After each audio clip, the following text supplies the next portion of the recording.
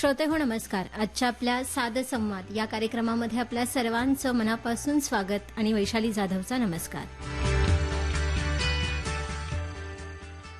श्रोते हो, व्यक्तीच्या वैयक्तिक जीवनामध्ये आपण कायम तो बुद्धिमान आहे हे कशावरून ठरवतो तर त्याला मिळणारे मार्क, त्याचं परीक्षेतील यश अपयश, तो व्यक्ती बुद्धिमान आहे का कमी बुद्धिमत्तेचा आहे यावरती आपण कायम बोलत असतो.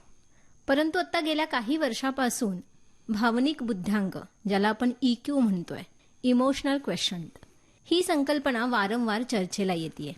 आजच्या आपल्या साध संवादच्या भागामध्ये याच मुद्द्याला धरून भावनिक बुद्ध्यांक याविषयी अधिक माहिती जाणून घेण्यासाठी आपल्या आकाशवाणी पुणे केंद्रामध्ये आमंत्रित केलंय किशन वतनी सरांना. किशन वतनी सर गेल्या अनेक वर्षापासून इमोशनल इंटेलिजन्स याच विषयावरती काम करतायत. 10 वर्षापासूनचा सरांचा या कामामधला अनुभव आहे आणि भावनिक बुद्ध्यांक काय आहे तो अधिक व्यवस्थितपणे समजून घेण्यासाठी आपण आज सरांशी संवाद साधतोय. सर, तुमचं आकाशवाणी पुणे केंद्रामध्ये खूप खूप स्वागत आहे. नमस्कार. नमस्कार. सर, भावनिक बुद्ध्यांक म्हणजे नक्की काय, ही नक्की संकल्पना काय आहे याविषयी आधी सर्वात पहिल्यांदा तुम्ही आम्हाला सांगाल. भावनिक बुद्ध्यांक, ज्याला आपण EQ म्हणू, है ना, इमोशनल क्वोशंट, हा भावनेच्या म्हणजे इमोशन्सच्या बाबतीत असलेली आपली साक्षरता आणि बुद्धिमत्ता. म्हणजे आपण भावना किती स्मार्टली वापरू, है ना, किंवा भावनेचा किती समर्पक उपयोग करून घेऊ, हे जे इंटेलिजन्स असतो, ह्या इंटेलिजन्सला आपण भावनिक बुद्धिमत्ता म्हणतो. हे अगदी शॉर्टमध्ये उत्तर झालं, पण सायंटिफिक त्याचं उत्तर असं आहे की आपले विचार आणि आपली भावना दोन्हींना एकत्र करून परिस्थितीनुरूप सुयोग्य निर्णय करता येणं म्हणजे भावनिक बुद्धिमत्ता. बरं, खूप लोकांना सर IQ माहिती आहे, राईट, पण EQ, ज्याला इमोशनल क्वेशंट म्हणतोय, राईट, त्याविषयी बऱ्याचशा प्रमाणामध्ये लोकांना काही माहिती नाहीये. राईट. आपण कायम बुद्धिमत्ता म्हटल्यानंतर मी मगाशी म्हटल्याप्रमाणे IQ असंच गृहीत धरतोय, पण इमोशनल क्वेशंट म्हणजे EQ हा सुद्धा तितकाच महत्वाचा आहे. तर या दोन मुख्य संकल्पना ज्या आहेत त्यातला फरक आधी थोडासा समजून सांगा. अगदी. मी आता समाजात 10 वर्षापासून ह्या विषयात काम करतो आणि हे करत असताना माझ्या हे लक्षात आलं की इंडस्ट्रीमध्ये किंवा अक्रॉस बाहेर पण आपण पाहतो की यशस्वी कोण आहेत. यशस्वी ते लोक आहेत का जे अकॅडमिकली ब्रिलियंट होते किंवा ज्यांचा IQ चांगला आहे. तर असं होताना दिसत नाही आपल्याला. काही अपवादात्मक उदाहरणं असतील, पण तसं नाहीये ते. आणि आपल्याला असं वाटायचं की ज्यांचा IQ चांगला ती लोक यशस्वी होतात. आणि त्या दृष्टिकोनातनं पूर्ण अख्ख्या जगभरामध्ये एज्युकेशन सिस्टम ही IQ ओरिएंटेड झाली. म्हणजे चांगले मार्क म्हणजे चांगला IQ, हे सिद्ध झालं. पण मग चांगले मार्क म्हणजे चांगला IQ हे जरी कोरिलेशन एस्टॅब्लिश झालं तरी चांगले मार्क म्हणजे यश नाही, हे शास्त्रज्ञांच्या लक्षात यायला लागलेलं. आणि मग त्यावरती संशोधन झालं की असं का होतं. तर त्यांच्या लक्षात आलं की फक्त अकॅडमिक मार्क्स किंवा IQ हा आपल्या सक्सेसमध्ये फक्त 14% किंवा त्यापेक्षा कमी, रुटीनमध्ये तर 4% कॉन्ट्रीब्युट करतो. आणि आपली भावनिक बुद्धिमत्ता जो जवळपास 53% कॉन्ट्रीब्युट करते सक्सेसच्या.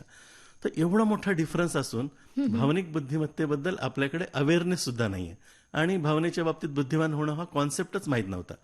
पण जेव्हा लक्षात आलं की हीच गोष्ट, ही जी क्षमता आहे, ह्यामध्ये IQ आणि EQ हे दोन्ही बोलत असताना इंटेलिजन्स हा वर्ड दोन्हीकडे पण कॉमन आहे. बरोबर. आणि इंटेलिजन्सचा मिनिंग आहे, डिक्शनरी मिनिंग आहे की एखादी गोष्ट समजणे आणि तिचा लॉजिकल वापर करता येणं, ही जी कॉम्पिटन्सी असते तिला आपण इंटेलिजन्स म्हणतो. मग हा इंटेलिजन्स जर आपल्याला शैक्षणिक विषयांमध्ये असेल, म्हणजे सायन्स, मॅथमॅटिक्स किंवा विज्ञान ह्या विषयांमध्ये जर असेल तर तो आपला IQ असतो.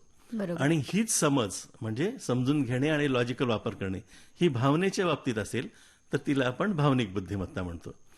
तर दोघांमध्ये फरक म्हणजे महत्वाचा, एक भावनेच्या बाबतीत बुद्धिमत्ता आहे, दुसरी काही स्पेसिफिक विषयामध्ये असलेली बुद्धिमत्ता आहे, ज्याला आपण IQ म्हणतो. IQ हा जन्मापासून मृत्यूपर्यंत ऑलमोस्ट फिक्स असतो, आपण तो वाढवू शकत नाही. आपण फार फार तर तो थोडा शार्पनिंग करता येतो आपल्याला. त्याच्या विरुद्ध भावनिक बुद्धिमत्ता जी सक्सेसमध्ये मेजर कॉन्ट्रीब्युटर आहे, ती आपण कोणत्याही वयामध्ये, कोणत्याही जेंडरचा व्यक्ती, कोणत्याही सोशल स्टेटसचा व्यक्ती शिकू शकतो आणि वाढवू शकतो. किती मोठी गुड न्यूज आहे ना. आणि भावनिक बुद्धिमत्ता अक्रॉस ग्लोब ही आपण कधी पण प्रयत्नाने किंवा शिक्षणाने वाढवू शकतो. हा त्यातला दोन्हींमधला खूप महत्वाचा फरक आहे. अलीकडच्या काळामध्ये जे भावनिक बुद्ध्यांकाविषयीचं जे काही खूप मोठ्या प्रमाणावरती विचार मंथन सुरू आहे, त्यावरून प्रश्न पडतो की मग त्याची पार्श्वभूमी काय असेल, Right. त्याचा इतिहास काय आहे? तसं पाहिलं तर हा भावनिक बुद्धिमत्ता हा विषय मागच्या 60-70 वर्षातला अगदी नवीन आहे आणि आपल्याला भावनेबद्दल फारसं माहिती नव्हतं किंवा आपण विचारांवरतीच खूप जास्त फोकस करायचं है ना. आणि भावना आपण दाबून ठेवा, बाजूला ठेवा, इग्नोर करा, फिक्स करा किंवा आपल्याला त्रास देणारी काहीतरी गोष्ट आहे अशा दृष्टिकोनातनं भावनेकडे पाहत होतो. पण जसंही आपण न्यूरोसायन्स डेव्हलप झालं, ब्रेनमध्ये आपण बघायला लागलो, तेव्हा सायंटिस्टचे असं लक्षात आलं की भावना होतात ते ब्रेनमध्ये एक प्रकारचे केमिकल्स रिलीज झाल्यामुळे होतात.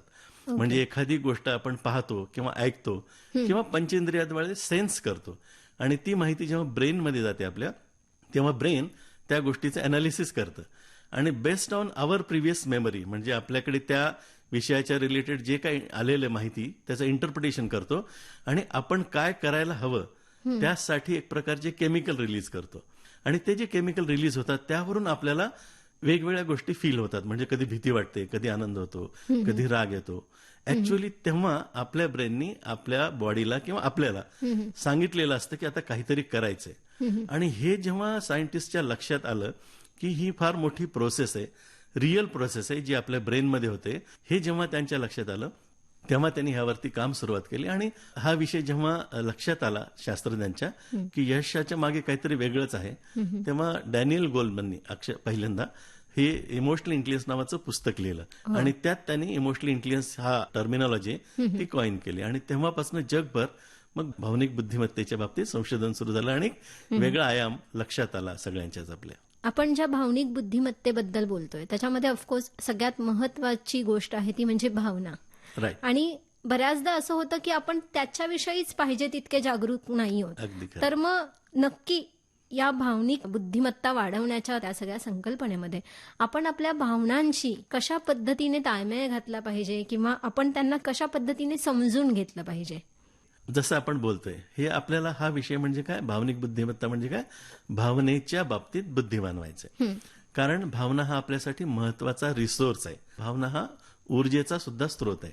म्हणजे ऊर्जा म्हणतो ना आपण, विचारांमध्ये ऊर्जा आहे, तर खरं सांगायचं म्हणजे विचारांमध्ये ऊर्जा नसते. ती जी ऊर्जा असते ती आपल्या भावनेमध्ये असते. म्हणजे रागात आल्यानंतर एक मुलगी सुद्धा, अबला नारी सुद्धा 10 लोकांना भारी पडते किंवा आई मुलाच्या प्रेमापोटी अख्ख्या जगामध्ये खूप कष्ट सोसून त्याला ते मोठं करते. कसं होतं हे, तर त्यांच्या विचारांमध्ये ऊर्जा नसते. ती जी ऊर्जा असते खरी ऊर्जा ती भावनांमध्ये असते. मग प्रत्येक क्षणोक्षणी येणारी ही जी भावना आहे आपल्या सतत तरळत जाते, ती भावना आपल्याला काहीतरी सांगत असते की बाबा रे हे कर, हे नको करू, यापासून सावध राहा. म्हणजे त्यांची एक भाषा आहे आणि त्याचबरोबर ऊर्जा सुद्धा प्रोव्हाइड करते. त्यामुळं जर आपल्याला एखादी गोष्ट एक्झिक्यूट करायची असेल किंवा घेतलेला निर्णय पूर्णत्वाला न्यायचा असेल तर आपल्याला भावनेला सोबत घेणं अत्यंत महत्वाचं असतं. म्हणजे आपण बघतो आता 31 डिसेंबर जवळ आहे. 31 डिसेंबरला आपण बकेट लिस्ट तयार करतो, 10 कामं लिहितो आपण आणि पुढच्या वर्षी आपल्याला करायची असतात. पण पुढच्या वर्षी परत हीच 10ची लिस्ट आपली रिपीट होते. असं का होतं, तर तो फक्त विचार असतो, लॉजिक असतं, त्याबरोबर आपली भावना इंटिग्रेट केलेली नसते आपण. आणि हे खूप महत्वाचं आहे. म्हणजे विचार आणि भावना सोबत घेऊन आपण एखादी गोष्ट करता येणं म्हणजे भावनिक बुद्धिमत्ता आहे. आता गंमत अशी आहे की जर भावनिक बुद्धिमत्ता आपल्याला म्हणतोय आपण, म्हणजे भावनेच्या बाबतीत सजग होणं ही पहिली पायरी आहे. म्हणजे मी आजकाल बघतो वैशाली की समाजामध्ये ना आपण इतके गेंड्याच्या कातडीचे आहोत की आपल्याला भावनाच कळत नाहीत. म्हणजे काहीतरी होतं, मला काहीतरी होतं, पण भावनेला नाव नाही देता येत आपल्याला. जर एखादी गोष्ट आपल्याला इंग्लिश भाषा शिकायची आपल्याला, तर आपण जसं ABCD शिकतो ना, तसंच भावनिक बुद्धिमत्ता शिकायची तर सगळ्या भावना आपल्याला कळल्या पाहिजेत, रिअलाइज झाल्या पाहिजेत. म्हणजे मला आता राग येतोय, मला आता आनंद वाटतोय, मला आता भीती वाटते, असं आपल्याला कळलं पाहिजे आणि म्हटलं पाहिजे आपण ते. जेव्हा एक भावना आहे ना हे रिअलाइज करतो आपण आणि नाव देतो किंवा तिचा इंटेन्सिटी नंबर म्हणजे काय, 1 to 10 मध्ये आपण भावनेला त्या डिव्हाइड करूयात. 1 to 3 म्हणजे कमी इंटेन्सिटीची इमोशन. जसा राग आहे समजा, तर कमी इंटेन्सिटीचा राग म्हणजे काय असतो, चिडचिड, अनॉयन्स ज्याला म्हणतो आपण. सांगितलं ना तुला, कितीदा सांगू, असं बोलण्यामध्ये जे थोडा बारीक चिडचिड होते ना, तो म्हणजे अनॉयन्स. म्हणजे राग 1, 2, 3 लेवलचा. 4, 5, 6 लेवलचा राग म्हणजे नॉर्मल राग आपला. म्हणजे जोरजोरात आपण भांडतोय, शेजारा पाजारांना पण कळतं, आवाजात आपल्या एकदम भरपूर आहे. ऍक्च्युली मारामारी नाही करत पण शब्दांनी भांडणं करतोय, तो लेवल म्हणजे 4, 5, 6 लेवलचा राग. आणि 7, 8, 9 लेवलचा म्हणजे ज्याला आपण रेज म्हणतो, म्हणजे अक्षरशः लाठ्या काठ्या कुऱ्हाडीनं आपण एकमेकाचे हातपाय मोडतोय, रक्त काढतोय, हाडं मोडतोय, तो लेवलचा म्हणजे 7, 8, 9 लेवलचा. आणि 10 म्हणजे एक्स्ट्रीम म्हणजे हाय अँगर, जिथं फक्त खून करा इतका राग. म्हणजे तर आपल्याला मी नेहमी सांगतो की जेव्हा आपल्याला इमोशन येते कोणती पण, जसं रागाच्या बाबतीत आपण बोलतोय, तर आपल्याला कळलं पाहिजे की मी आता रागावलोय आणि 4 इंटेन्सिटीचा 4 लेवलचा राग आलाय. नुसतं आपण इमोशन्सला ओळखल्यामुळं आणि त्याच्या इंटेन्सिटीचा नंबर दिल्यामुळं त्या इमोशनची जी इंटेन्सिटी असते ना, एकूण जो काय अमाऊंट राग आलेला असतो, ते 30 ते 40% काम डाऊन होत असते, कमी होत असते. बरं. इतकं पॉवरफुल टेक्निक आहे, इतकं सिम्पल टेक्निक आहे. नुसतं रागाला आवरा असं म्हणून राग कधीच आवरले जाणार नाही. थँक्स टू न्यूरोसायकोलॉजी आणि इमोशनल इंटेलिजन्स की आता आपल्याकडे खूप पॉवरफुल टूल्स आणि टेक्निक्स आहेत, ज्याद्वारे आपण इमोशन्सला ओळखू शकतो आणि त्यांना मॅनेज करू शकतो. नुसतं ओळखण्यापेक्षा आपल्याला पुढची पायरी गाठायची की त्यांचा उपयोग करून घ्यायचा आहे. तसा उपयोग आपल्याला करून घेता येतो. म्हणून इमोशन्सला ओळखणं, नाव देणं आणि नंबर देणं ही पहिली आणि अतिशय महत्वाची पायरी आहे असं मी नेहमी सांगतो. सर, तुम्ही आत्ताच म्हणालात की इमोशन समजून घेणं करेक्ट. हे खूप महत्वाचं आहे. तर साहजिक प्रश्न आहे की आपल्या सगळ्या पूर्ण व्यक्तिमत्वामध्ये सुधार करण्यासाठी किंवा ते जास्तीत चांगलं घडून येण्यासाठी भावनिक बुद्धिमत्ता किंवा भावनिक बुद्ध्यांक चांगला असणं हा हातभार लावणार आहे. राईट. मग हा भावनिक बुद्ध्यांक नक्की वाढवायचा कसा? तो वाढवण्याच्या जर काही टिप्स असतील Right. तर त्याविषयी थोडंसं सांगा. नक्कीच. मी आता जसं सांगितलं, पहिली पायरी काय की आपल्याला आपली इमोशन्सच्या बाबतीत लिटरसी म्हणजे भावना ओळखता येण्याची पहिली पायरी आहे. कारण जर आपण एबीसीडीच नाही शिकलो, आपल्याला भावनाच आपल्या कळत नसतील, तर त्यांचा उपयोग आपण थोडाच करून घेऊ शकतो, आहे ना. बरोबर. म्हणून भावना ओळखता येणं ही पहिली पायरी असते. आणि त्याचा उपयोग करून घेण्यासाठी म्हणजे सगळ्यात महत्वाचं मी म्हणतो की मदर स्किल, म्हणजे लाईफमध्ये सगळ्यात महत्वाचं स्किल काय असतं तर आपलं डिसिजन मेकिंग. त्याला मी मदर स्किल म्हणतो. का मदर स्किल म्हणतो की यशस्वी लोकांमध्ये आणि ॲव्हरेज लोकांमध्ये कोणता फरक असतो? एकमेव मोठा फरक तर यशस्वी लोकांची डिसिजन मेकिंग कॅपॅबिलिटी खूप उत्तम असते. योग्य वेळी योग्य निर्णय घेता येणं हे त्यांचा हातखंड असतो, म्हणूनच ते यशस्वी होत असतात. आणि रादर दुसरे सगळे स्किल्स जसं स्ट्रेस मॅनेजमेंट म्हणतो आपण, म्हणजे आजकाल खूप स्ट्रेसचा बोलबाला आहे. पण स्ट्रेस म्हणजे काय की काहीतरी अशी गोष्ट असते जी आपण योग्य प्रकारे हाताळू शकत नाही. काय करायचं हे आपल्याला कळत नाही, आपण कन्फ्यूज असतो किंवा आपल्याला करता येत नसतं. तेव्हा जे होतं ती स्ट्रेस असते, है ना. म्हणजे योग्य वेळी जर योग्य निर्णय घेता आला तर स्ट्रेसचं जे प्रमाण आहे, स्ट्रेस येणार नाही असं नाही, पण त्याला आपण बऱ्यापैकी मॅनेज करू शकू. दुसरा सध्याचा ज्वलंत विषय म्हणजे रिलेशनशिपचा, है ना. पण नातेसंबंधामध्ये पण काय होतं की आपण बऱ्याच गोष्टी पेंडिंग ठेवतो, लिंगरिंग ठेवतो आणि काय नेमकं करायचं त्या सिच्युएशनमध्ये, काय निर्णय घ्यायचा हे आपल्याला कळत नसतं. आणि छोट्या छोट्या लेवलला असतानाच आपण योग्य निर्णय केला म्हणजे निर्णय क्षमता चांगली असेल तर आपले नातेसंबंध सुद्धा तेवढे वाईट होणार नाहीत. किंवा अडॉप्टिंग चेंज म्हणू किंवा कोणते पण जेवढे स्किल्सचे आपण म्हणतो ना सक्सेससाठी लागणारे, त्या सगळ्या स्किल्सचं कुठं ना कुठं नातं आपल्या डिसिजन मेकिंगशी. आणि डिसिजन मेकिंग हा इमोशनल इंटेलिजन्सचा कोर पार्ट आहे, गाभा आहे. म्हणजे जेव्हा आपण इमोशनल इंटेलिजन्स इम्प्रूव्ह करतो तेव्हा आपली निर्णय क्षमता इम्प्रूव्ह होणं, चांगली करता येणं किंवा सुयोग्य असणं, करता येणं हेच त्याचा सगळ्यात महत्वाचा भाग आहे. आणि भावना ओळखून आपल्याला त्याची सुरुवात करता येते. जसं एक उदाहरण सांगतो की युजली आपल्याला काय सांगितलं जातं की इमोशन्स बाजूला ठेवा आणि जसं मी म्हटलं बकेट लिस्ट आपण बनवतो, पण तिथं विचार आणि भावना दोन वेगवेगळी टोकं झाली, है ना. नुसते बकेट लिस्टमध्ये लॉजिकल विचार आले किंवा त्या गोष्टी आल्या आपल्या, पण तिथं भावना आपण जोडलेला नाही, त्यामुळं त्या गोष्टी एक्झिक्यूट करायला त्यांना ऊर्जाच मिळत नाही आपल्याला, तो फक्त आपला विचार राहतो. पण मोटिवेशनल व्हा आणि मग ऊर्जा, आजकाल मुलांना आपण म्हणतो की हा आरंभशूर आहे, कल्पना खूप आहेत, पण तो अंमलात आणत नाही. तर ही जी ऊर्जा येते ना ही आपल्या भावनेमधून येते.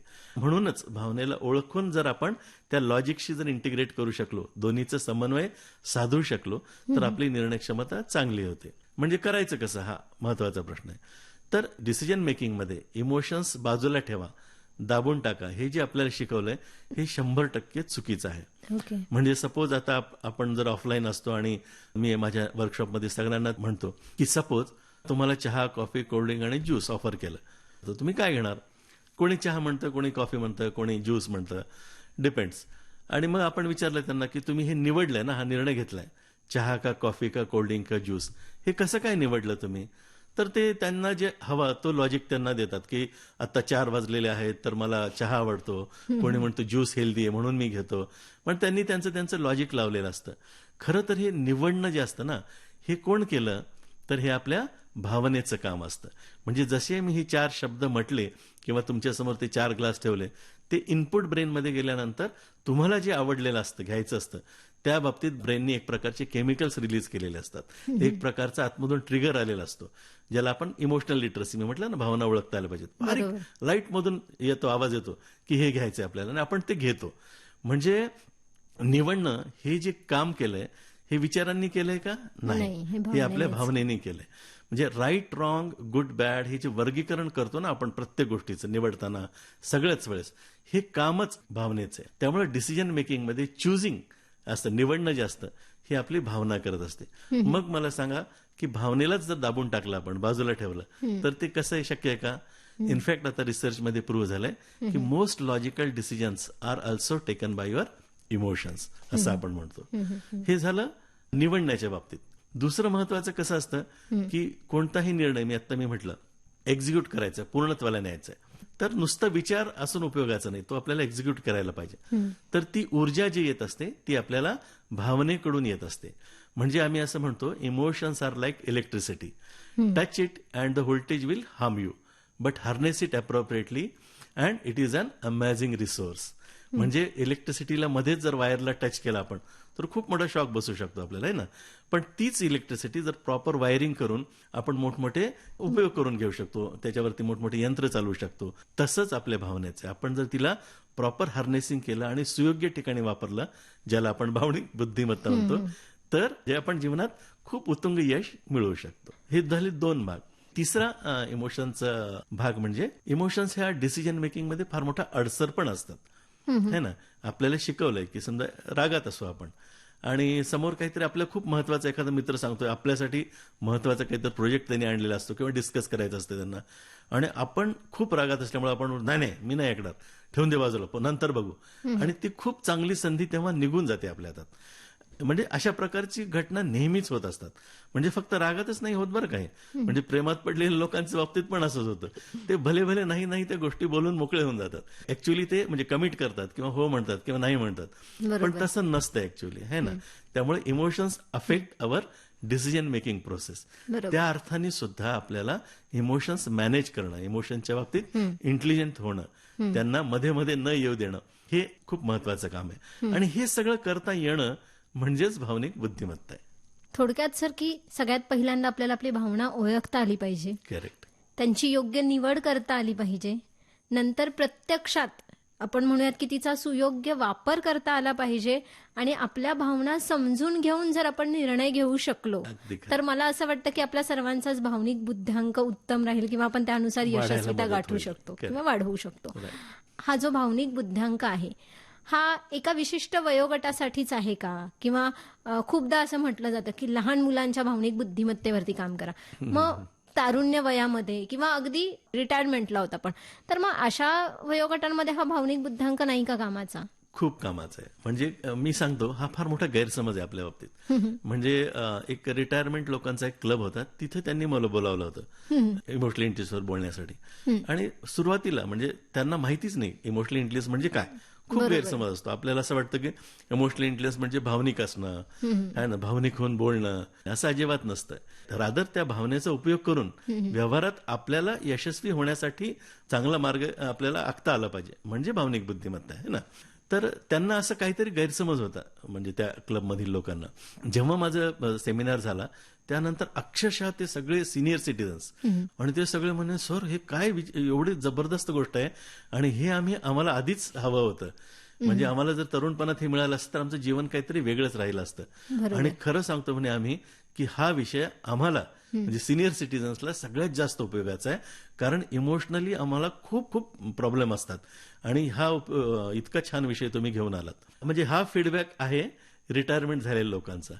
तसंच तरुण मुलांच्या बाबतीत मी युथबद्दल तर खूप काम करतो. मी इंजिनिअरिंगची मुलं, 9वी 10वीतले मुलं, स्कूल्समधले मुलं आणि इंडिव्हिज्युअल प्रोफेशनल्स ह्यांच्या बाबतीत पण खूप काम करतो. आणि सगळीकडनं फीडबॅक हाच असतो की बापरे इतकं छान, हे योग्य वयात जर मिळालं आम्हाला तर किती छान होईल. आणि आपल्याला संशोधनातनं पण सिद्ध झालंय की इमोशनल इंटेलिजन्स कोणत्याही वयामध्ये शिकूच शकतो आपण, वाढवूच शकतो. वयाचं काही बंधन नाही किंवा जेंडरचं किंवा सोशल स्टेटसचं काही बंधन नाही. पण मला असं प्रामाणिकपणे वाटतं की जर आपण आपल्या लहान मुलांना तिथनंच शाळेपासून हा विषय जर आपण शिकवू शकलो, तर आज जे समाजामध्ये बघतोय ना आपण, थोडंसं इमोशनल इम्बॅलन्स आहे, प्रत्येक जण खूप चिडखोर झालाय, उठसूट भांडणं चाललेली आहेत आणि अख्ख्या जगभर चालू आहे. म्हणजे कुठे एका स्पेसिफिक पॉकेटबद्दल नाही बोलत मी, सगळ्या जगामध्येच हे चालू आहे अनरेस्ट. म्हणजे आपण फार अहिकवादी झालो होतो आणि इमोशनल इंटेलिजन्स बद्दल दाबून टाकणे है ना, मटेरियलिस्टिक झाल्यामुळं अशी मेंटॅलिटी डेव्हलप झाली होती. आणि जर आता आपल्याला माहिती की भावनिक बुद्धिमत्ता उपाय आहे, तर नक्की लहान मुलांपासून हा विषय घ्यायला पाहिजे. स्कूल्समध्ये, कॉलेजेसमध्ये सगळ्यांनी हा विषय कंपल्सरी घ्यायला पाहिजे. आणि ह्यातनं काय शिकू शकतो आपण मुलांना, तर मुलांचं इमोशन मॅनेजमेंट शिकवू शकतो. म्हणजे राग असेल, भीती असेल, सगळ्याच भावना किंवा स्ट्रेस मॅनेजमेंट, हे सुद्धा इमोशनल इंटेलिजन्सचं एक बाय प्रॉडक्ट आहे. किंवा डिसिजन मेकिंग किंवा अडॉप्टिंग चेंज, रिलेशनशिप हँडलिंग. म्हणजे यशस्वी होण्यासाठी 80 ते 85% स्किल्सचं मूळ हे आपल्या भावनिक बुद्धिमत्तेशी निगडीत आहे. आणि मला सांगा मग किती महत्वाचा हा विषय. सर, तुम्ही आत्ताच म्हणालात की भावनिक बुद्ध्यांक किंवा बुद्धिमत्तेची गरज सर्वच वयोगटासाठी आहे. प्रश्न हा आहे की आपला जो काही भावनिक बुद्ध्यांक आहे तो ठरत असताना आपल्या घरातील वातावरण, आपण ज्या समाजामध्ये राहतोय, तो आजूबाजूचा समाज, या सगळ्याचा किती इम्पॅक्ट असतो? खूप इम्पॅक्ट असतो. स्कूलचं कॉन्ट्रीब्युशन आपल्या व्यक्तिमत्वामध्ये 15% पेक्षा कमी असतं. किती चांगल्या स्कूलमध्ये टाकलं तर 85% पार्ट हे आपलं घर म्हणजे कुटुंब आणि समाज ह्यांचा आपल्यावरती परिणाम होत असतो, इम्पॅक्ट होत असतो. लहानपणापासून आपल्याला ऑपॉर्च्युनिटी असते मुलांना. जेव्हा आई बाहेर जाते आणि मूल रडतं, तेव्हा आई काय करते, त्याला धपाटा देते, शांत बैस आणि मला जाऊ दे. आणि मग काय होतं की ते मूल अजून रडायला लागतं. मग सुरुवातीला थांबतं, परत जास्त रडायला लागतं उद्या परवा. मग आई त्याला काय करते, एखादं चॉकलेट देते. आणि अशा वेगवेगळे मार्ग आपण त्यामध्ये अवलंबवतो मुलाला शांत करण्यासाठी. ऍक्च्युली ती आई वडिलांसाठी ऑपॉर्च्युनिटी असते. म्हणजे जसं आई बाहेर जाते आणि मूल रडायला लागलं, तर काय असतं ऍक्च्युली आपल्याला कळायला पाहिजे की मुलाला भीती वाटत असते. आई हे मोस्ट सेक्युअर प्लेस आहे ना, सुरक्षित. आणि कुणाला पण आपलं सुरक्षितता आपली हलत असेल तर आपल्याला राग येतो, भीती वाटत असते. हे आपण ओळखायला पाहिजे. आणि मग मूल जेव्हा रडतं ना, तेव्हा आईनी काय करायला पाहिजे, त्याला धपाटा न देता किंवा चॉकलेट न देता, जेव्हा आपण धपाटा देतो, त्याला मारतो किंवा चॉकलेट देतो, दोन्ही केसमध्ये मुलाला काय मेसेज जातो, त्याला तर वाईट वाटलेलं आहे, त्याला तर भीती वाटलेली, आणि आईनं तर हे चूक आहे म्हणून सांगितलं ना, ज्या अर्थी तो विषयच निघाला नाही आणि तिनं आईने दुसरंच काहीतरी त्यावरती उपाय दिला. ह्याचा अर्थ मला जे वाटलं ते चूक वाटलं, म्हणजे मी चूक आहे आणि आई बरोबर आहे, कारण आई वडील जे करतात ते बरोबर असतं असं त्यांचं समज असतो. अशी मेंटॅलिटी मुलाची डेव्हलप होत राहते. आणि मोठं झाल्यानंतर सुद्धा प्रत्येक गोष्ट करताना माझं बरोबर येईल का नाही, चूक आहे का काय, आणि बाहेरकडनं एंडॉज करून घेण्याची त्याच्याकडे प्रवृत्ती येते आणि रिस्क टेकिंग ॲबिलिटी वगैरे सगळ्याच्या कमी होऊन जातात. ह्या उलट त्या प्रसंगामध्ये आईनी काय करायला हवं, मुलाला जवळ घ्यायला हवं, चेहऱ्यावरून हात फिरवायचा, गालावरून हात फिरवायचा आणि प्रेमाने विचारायचं, का रडतं माझं बाळ, का रडतं. तो म्हणेल की नाही, जायचं नाही तू, फक्त एवढंच, त्यांना एवढंच कळतं. मग आईनीच म्हणायला पाहिजे, का भीती वाटते का माझ्या बाळाला, कारण आता आपण बाळाला शिकवतोय की तुला जे फील होतंय ना आता, ती म्हणजे भीती आहे. मग ते बाळ म्हणतं की हा मला भीती वाटते. तर मग आपण म्हणायचं, अरे भीती वाटते का. मग आईने काय करायला पाहिजे, एकदा एका प्लेनवरती आपण आलो म्हणजे बाळाला कळलं की हे म्हणजे भीती आहे, मग आपण सांगायला पाहिजे की मम्मा पण लहान होती ना तेव्हा खूप भ्यायची. मग त्याला कळतं की भीती वाटणं हे चूक नाहीये. दुसरा मेसेज गेला. आणि मग सांगायचं की मम्मानी कसं त्यावरती मात केली. एकदा बाळ ते कनेक्ट झालं ना आपल्याशी एम्पथाइज करून, मग पुढे आपण त्याला लॉजिक लावून सांगू शकतो की मम्मा काय करायची, एकदा असं अंधारात जाताना तिने इकडं तिकडं बघितलं, काहीच नव्हतं. मग मम्माच्या लक्षात आलं की अरे इथे तर काही नाहीये.